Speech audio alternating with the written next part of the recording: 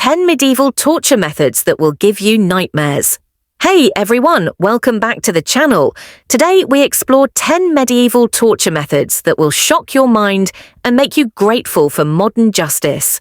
No scary images, just clear history explained.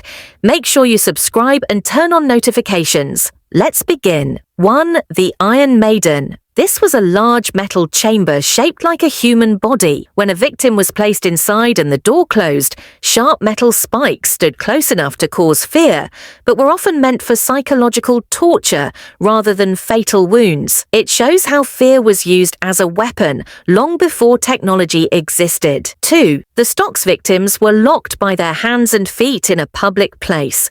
People would insult them, throw things, and shame them. This method proves how society once used humiliation instead of healing. 3. The pillory. Similar to stocks, but the victim's head and hands were trapped upright. It caused discomfort for hours or days.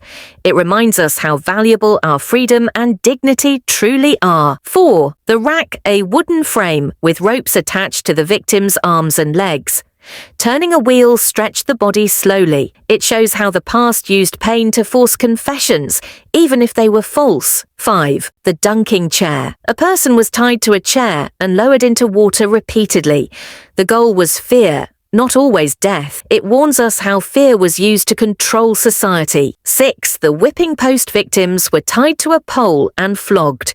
Even though it sounds simple compared to others, it created deep emotional damage. Today, it reminds us why fairness and respect matter. 7. The branding iron hot metal was pressed onto the skin to mark a person forever.